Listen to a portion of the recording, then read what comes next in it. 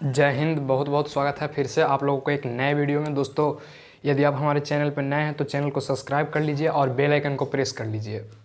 आपको पता होगा कि 400 ऑब्जेक्टिव का एक सीरीज चल रहा है इस चैनल पे, जो पूरे सामाजिक विज्ञान में मतलब उसी से आपको 60 क्वेश्चन पूछा जाएगा। ठीक है, तो आप लोग ज़्यादा से ज़्यादा शेयर कीजिए और ज़्यादा से ज़्यादा लाइक कीजिए।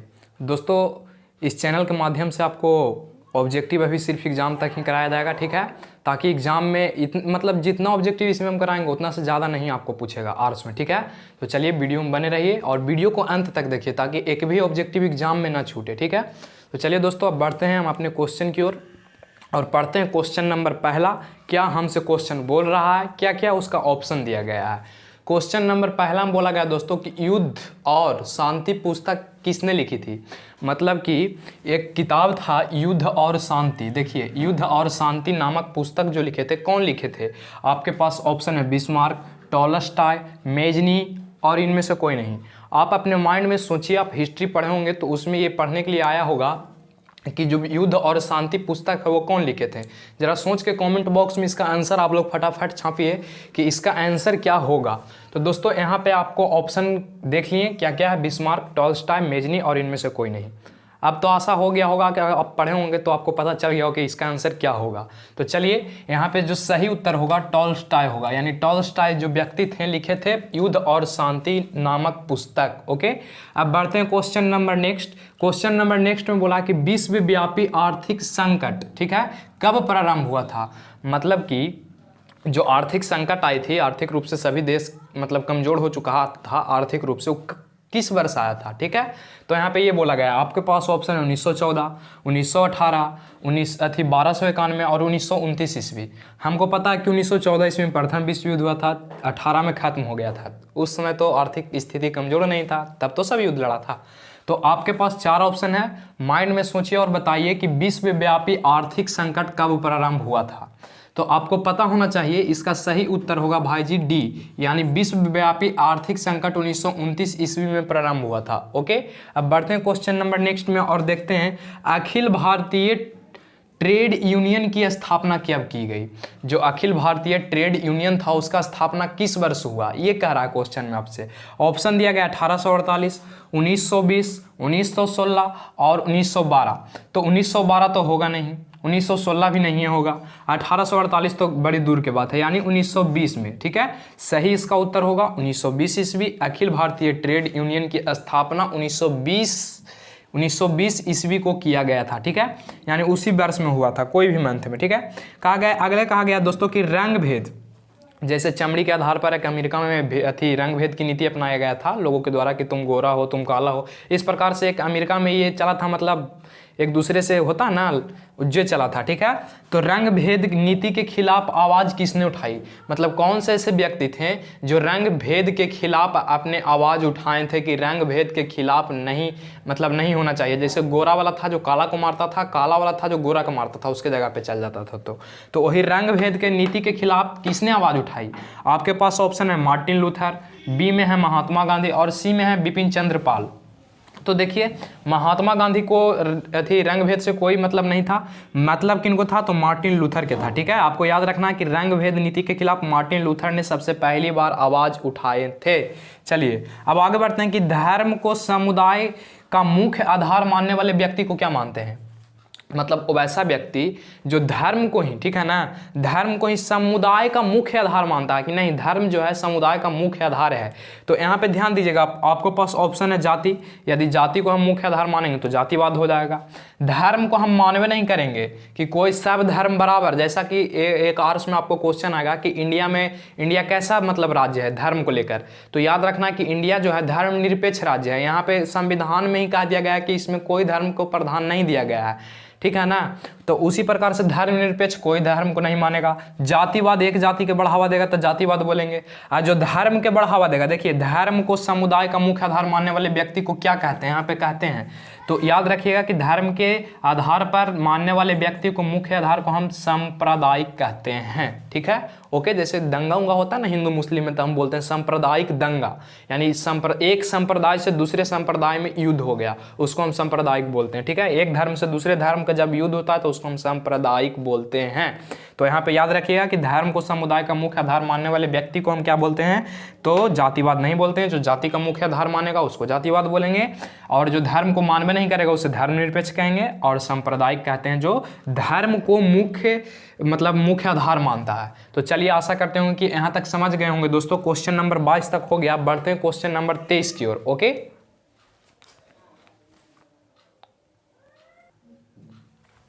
चलिए दोस्तों अब बढ़ेंगे क्वेश्चन नंबर 23वां की ओर, और 23वां को क्वेश्चन नंबर को समझते हैं और आसानी से सीखते चलेंगे। देखिए भाई जी, 400 जब आप ऑब्जेक्टिव कर लीजिएगा ना, तो आसानी से एग्जाम में लगभग नहीं करेगा कि एक भी क्वेश्चन छूटेगा। और हाँ, यदि अच्छा लग रहा होगा तो जब फटाफट अपने दोस्तों में शेयर मारिए, ठीक है, मतलब शेयर कीजिए ज़्यादा से ज़्यादा, ताकि मेरा भी मोटिवेशन हो और आपका भी मोटिवेशन हो, ठीक है। तो चलिए दोस्तों क्वेश्चन नंबर के माम बढ़ेंगे, 23वां बढ़ेंगे। 23वां क्या बोला गया है कि भारत में राष्ट्रीय महिला आयोग का गठन कब हुआ। यानी कहा गया कि भारत में राष्ट्रीय महिला आयोग का गठन कब हुआ। आपके पास ऑप्शन है 1990, 1996, 1967, 1988। आपके पास 4 ऑप्शन है। यदि आप पढ़े हैं तो टिक कीजिए। आप कौन टिक कीजिएगा कमेंट बॉक्स में आप लिखिए, ठीक है ना। आपके पास ऑप्शन 4 है, 1990, 1996, 1967 और 1988।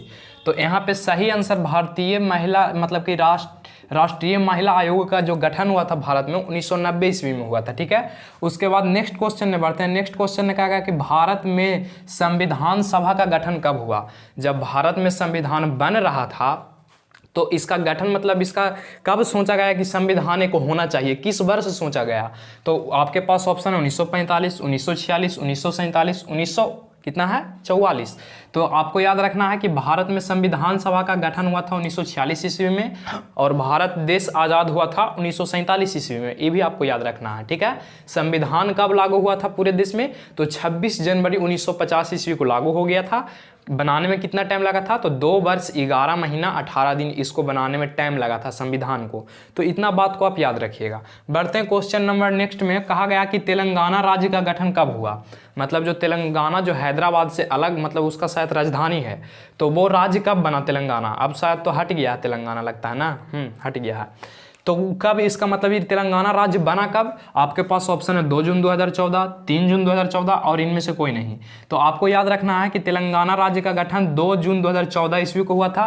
और आपको एग्जाम में एक झारखंड राज्य का गठन भी पूछता है। तो झारखंड राज्य का गठन हुआ था 15 नवंबर 2000 ईस्वी को, ठीक है। बिहार से अलग हो गया था झारखंड। कब हुआ था, 15 नवंबर 2000 ईस्वी को। अब यहाँ पे ध्यान दीजिए, चिपको आंदोलन, ये सब कोई आंदोलन पढ़े चाहे ना पढ़े, चिपको आंदोलन सब जानता है कि चिपको आंदोलन का शुरुआत किस राज्य से हुआ। तो चिपको आंदोलन की शुरुआत किस राज्य से हुआ। आपके पास ऑप्शन है बिहार, उत्तराखंड, पंजाब और दिल्ली। फटाफट सोचिए और बताइए कि इसका आंसर क्या होगा। कमेंट बॉक्स में छापिए, तब आपको पता चलेगा, अपने आप से एक मोटिवेशन होगा कि हाँ हम कितना पढ़े हैं और कितना के सही आंसर हम दे पा रहे हैं, तब ना अपने आप से पता चलेगा। चलिए तो यहाँ पे देखिए, बिहार है, उत्तराखंड है, पंजाब है और दिल्ली है। फटाफट कमेंट बॉक्स में आंसर छापिए। तो आपको पता होगा कि चिपको आंदोलन शुरुआत हुआ था उत्तराखंड से। इसका कारण क्या था, तो पर्यावरण का संरक्षण करना था। यानी पर्यावरण में वे चीज़ आते हैं, जैसे पेड़ पौधे हो गए, नदी तालाब, इसमें जितने भी आते हैं पर्यावरण में आते हैं। तो वहाँ क्या हो रहा था कि पेड़ पौधों की अधिक कटाई हो रहा था, जिसके कारण वहाँ के जो लोग थे वो सोच रहे थे कि नहीं, पेड़ को नहीं कटने देना है हमको। तो जिसके कारण सभी लोग पेड़ में चिपक जाते थे। उसी को हम चिपको आंदोलन शॉर्ट फॉर्म में बताएं, उसी को हम चिपको आंदोलन बोले। तो चिपको आंदोलन की शुरुआत हुआ था भाई जी उत्तराखंड से हुआ था। उत्तराखंड से फिर सभी राज्य में फैल गया था। उसके बाद यहाँ पे अगले नेक्स्ट क्वेश्चन है कि लोकतंत्र का प्राण किसे कहा जाता है। ये एकदम VVI क्वेश्चन है, इसको VVI आप मान लीजिए। सिविक्स का ये VVI क्वेश्चन है कि लोकतंत्र का प्राण किसे कहा जाता है। आपके पास ऑप्शन है राजनीतिक दल, फिर सामाजिक दल है, उसके बाद धार्मिक दल है, फिर नागरिक संगठन है। तो आप जरा सोचिए और कमेंट बॉक्स में लिखिए कि लोकतंत्र का प्राण किसे कहते हैं, ठीक है। तो यहाँ पे भाई जी आपका सही आंसर होगा ए, राजनीतिक दल को। और बताइए तो राष्ट्रीय राजनीतिक दल की संख्या कितना है, ये भी पूछ देता है, ठीक है ना। यहाँ पे हम लिख देते हैं राष्ट्रीय राजनीतिक दल, ठीक है।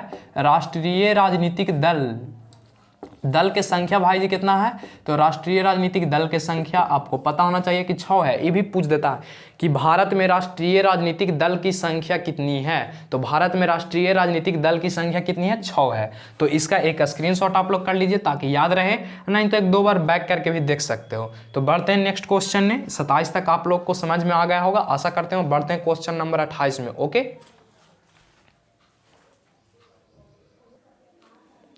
चलिए दोस्तों, अब बढ़ते हैं क्वेश्चन नंबर 28 की ओर और क्वेश्चन नंबर 28 को समझते हैं, ठीक है। और आप लोग लाइक शेयर फटाफट मारते रहिए ताकि अच्छा से सब कोई पढ़ सके। चलिए दोस्तों, क्वेश्चन नंबर 28 पढ़ते हैं। 28 से जो आपको क्वेश्चन है वो मतलब बार बार पूछा गया क्वेश्चन है, ठीक है ना। तो उसको आप ध्यान से देखिएगा और ध्यान से आंसर दीजिएगा और कमेंट बॉक्स में छापिएगा कि हाँ इसका आंसर ए, इसका आंसर बी। हम पढ़ते हैं क्वेश्चन, आंसर आप लोग छापिए। देखिए बोला गया है क्या कि निम्नलिखित में राष्ट्रीय दल है, मतलब कि अभी हम बताएं कि राष्ट्रीय दल की संख्या के गो है भाई जी, तो 6 गो है। अभी आपको हम बताएं ना कि राष्ट्रीय दल की संख्या के गो है 6 गो। आरजेडी भाई जी राज्य के दल है, जेडीयू भी राज्य के दल है, ठीक है। और बीजेपी जो है ई कौन किसका दल है, तो ये राष्ट्रीय दल है। मतलब देखिए राज्य दल यानी कि राज्य के अंतर्गत जो चुनाव लड़ेगा उसको क्षेत्रीय दल या राज्य दल बोलते हैं। और जो पूरे राज्य मतलब पूरे देश में जो चुनाव लड़ेगा, ठीक है ना, जो एक विशेष राज्य में लड़ेगा उसको राज्य के दल कहते हैं या क्षेत्रीय दल कहते हैं। और राष्ट्रीय दल उस दल को कहते हैं जो पूरे राज्य में, मतलब 28 राज्य अभी लगभग है हमारे देश में, तो ये 28 राज्य में चुनाव लड़ेगा उसको हम राष्ट्रीय दल बोलते हैं। जो में से एक बीजेपी है जो ये पूरे राज्य में लड़ता है, आप लोगों को पता होगा। अभी भी प्रेजेंट में जिससे अभी प्रधानमंत्री नरेंद्र मोदी जी हैं बीजेपी से ही हैं, ठीक है। तो याद आपको रखना है कि राष्ट्रीय दल का उदाहरण कौन है, बीजेपी है जो राष्ट्रीय दल का उदाहरण है। इसका पूरा नाम भारतीय जनता पार्टी है। इसका चुनाव चिन्ह क्या है, तो इसका चुनाव चिन्ह कमल है। ओके, अब देखिए यहाँ पे कहा है कि भारत में लोकतंत्र की चुनौती क्या क्या है। मतलब जैसे सपोज आप समझिए कि जैसे हम लोग कहीं बिना पूछे पेरेंट्स से निकल जाते हैं, तो जब फिर घर आते हैं तो बहुत सारी चुनौतियां हो जाती है, पिटाने की संभावना रहती है। तो उसी प्रकार से यहाँ पे जो हमारे भारत में एक कैसा व्यवस्था है, तो लोकतांत्रिक व्यवस्था है। और लोकतांत्रिक व्यवस्था में बहुत सारी चुनौतियां होती है। तो यही चीज़ आपको चुनना है कि लोकतांत्रिक व्यवस्था में क्या क्या चुनौतियाँ हो सकती है। ओके, यहाँ पर आपको ऑप्शन दिया गया है, पढ़ते हैं जरा ऑप्शन को। देखिए लोकतंत्र के लिए क्या क्या चुनौतियाँ हैं। ऑप्शन ए में जातिवाद, परिवारवाद, आतंकवाद, सभी। तो यहाँ आप लोग देखे होंगे जातिवाद भी होता है, एक कास्ट दूसरे कास्ट को दबाने का कोशिश करता है कि नहीं। परिवारवाद, बिहार के राजनीतिक में आप देखे होंगे कि परिवारवाद ही चला रहा है, सब अपने परिवार के बढ़ाता है ससुरा, दूसरा के तो टिकट देगा नहीं। तो यहाँ पे ये देखिए परिवारवाद भी हो रहा है।